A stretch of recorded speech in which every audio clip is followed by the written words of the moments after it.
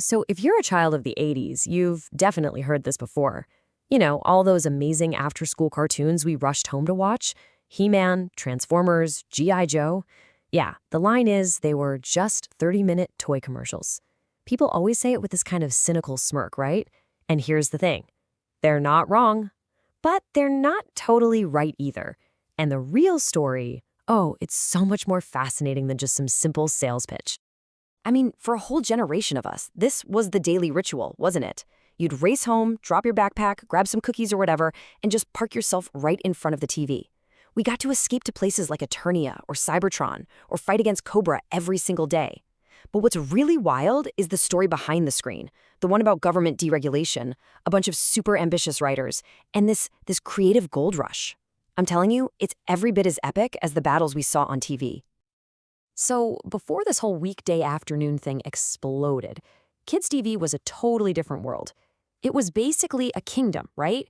And it was ruled by just three giants: ABC, NBC, and CBS. Their most valuable property? Saturday morning. Okay, so the old way of doing things was pretty simple. You had your Saturday morning cartoons, the networks would order a pretty short season, maybe 13 episodes, but this new model, this thing called first-run syndication, man, it was like the Wild West. Now producers could sell their shows directly to individual TV stations. But here's the catch: to fill a slot every single weekday for 13 weeks without showing a single repeat, you needed a huge number of episodes. We're talking 65 episodes. 65! It changed everything.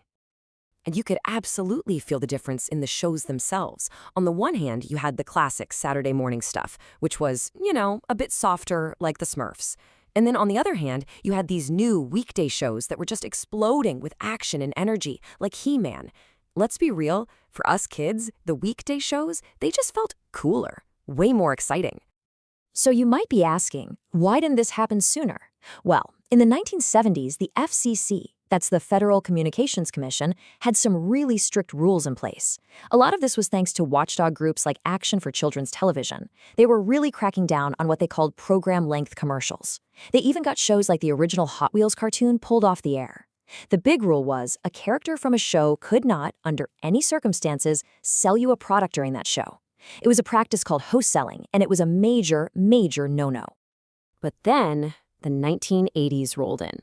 And with them came this massive tidal wave of political and cultural change that was about to completely rewrite the rules for what kids like us watched every single day. The key word here is deregulation. In the early 80s, the Reagan administration started easing up on government oversight in a bunch of industries, and that included television. So all those old FCC rules that built this wall between cartoons and commercials, poof, they pretty much crumbled overnight. And that just opened the floodgates.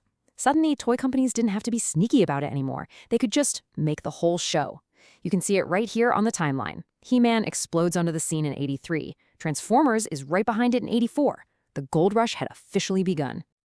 And that business model we talked about, first-run syndication, that was the engine driving this whole thing. It created this just insatiable demand for new shows.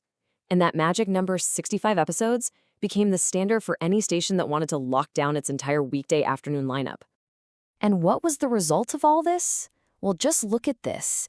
This is a real TV guide from back then. It's just a solid block of pure action.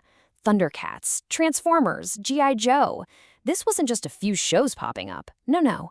This was a complete and total takeover of the after-school block. For us, this was prime time. Okay, but of course, not everybody was celebrating. For a lot of parents and those same watchdog groups, this wasn't a golden age at all. It was the beginning of a pretty dark and cynical new era in marketing. And this quote right here from Peggy Shuren, she was the head of that group that pushed for the old rules, it just perfectly sums up the outrage. She called it insidiously horrible. In their eyes, this wasn't entertainment. It was a sneaky, manipulative new kind of advertising targeted right at kids. And you know what? We have to be honest here. There's a lot of truth to that argument. The one and only reason these cartoons got made was to sell toys. I mean, the whole process would start with the designers at a company like Hasbro or Mattel.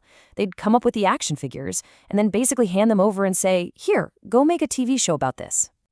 But if we just stop the story right there, we miss the most interesting part. Because once these so-called toy commercials got the green light, a funny thing happened. Someone actually had to make them. And to do that, you gotta hire people. And this is the crucial part of the whole story. A toy executive can't write a script. They needed writers. They needed artists and voice actors. And a lot of the folks they hired were young, they were ambitious, and they were genuinely passionate about telling good stories. Sure, they might have been handed a box of plastic figures, but they looked at them and saw an entire universe. I mean, just take a look at some of the names who were working on these shows. You got Paul Dini and Bryn Stevens, who wrote for He-Man. You have J. Michael Straczynski, who was a story editor on The Real Ghostbusters. These weren't just some random people churning out ad copy. These were seriously talented writers getting their start in this brand new, explosive medium. And that talent, it didn't just fade away. Paul Dini went on to be one of the masterminds behind the incredible Batman the Animated Series. J. Michael Straczynski, he created the sci-fi masterpiece Babylon 5. Think about that. The proving ground for these toy commercials actually launched the careers of people who would go on to create some of the most beloved and respected TV shows of the 90s. You could even see this push for quality play out in real time, right on the toy shelves and on TV. Just look at the Robot Wars, GoBots versus Transformers.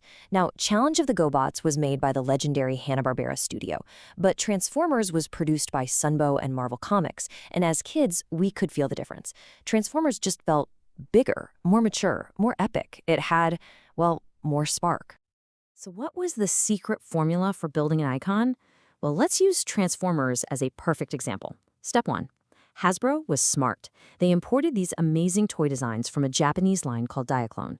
Step 2. They hired comic book writers like the legendary Larry Hama to build a whole world and a story around them. And yeah, this is the same guy who basically invented Cobra for G.I. Joe. And finally, Step 3. They poured money into a high-energy, dynamic cartoon that brought it all to life. It was this perfect storm of smart business and real creativity. So, yeah, were they commercials? Absolutely. But they were also clearly something more. And that's the reason why, all these decades later, we're still talking about them. It's why they keep getting rebooted and why we're so excited to share them with a new generation. And here's something that gets lost in the toy commercial argument. These shows actually tried to teach us things. I mean, think about it. At the end of every single He-Man episode, they'd stop and talk about the moral of the story. G.I. Joe gave us the iconic, "and knowing is half the battle." And characters like Optimus Prime, he was a legitimate role model who taught a whole generation of kids about compassion, doing the right thing, and what it means to be a leader. And if you need any more proof of how deep that connection was, just look at the summer of 1986 and Transformers the movie. Hasbro had this brilliant marketing idea. Kill off all the old characters to make room for the new toy line. Well, that plan backfired massively. Kids were absolutely traumatized by the death of Optimus Prime. I mean, devastated. Parents were writing angry letters to the company. You just don't get that kind of raw emotional reaction from an ad. You get it when you kill a hero. And this quote really nails the final point, doesn't it? When something is this well loved for this long, maybe, just maybe, there's something more going on than just a commercial. The fact that these franchises have endured for decades, it tells you everything. Something real, something with heart, was accidentally created in that crazy rush to sell toys. When you boil it all down, despite where they came from, despite the cynical marketing plans, these characters became more than what they were designed to be. They fueled our imaginations, they were the reason we made friends at recess, and for an entire generation, they were our heroes. Which brings us to the big question at the end of all this. The line between art and commerce, it's always kind of blurry. But the cartoons of the 80s, they didn't just blur it. They took a power sword and just shattered it. So if a commercial can create memories that last a lifetime, teach you valuable lessons, and give you heroes, is it still just a commercial? That's something to think about.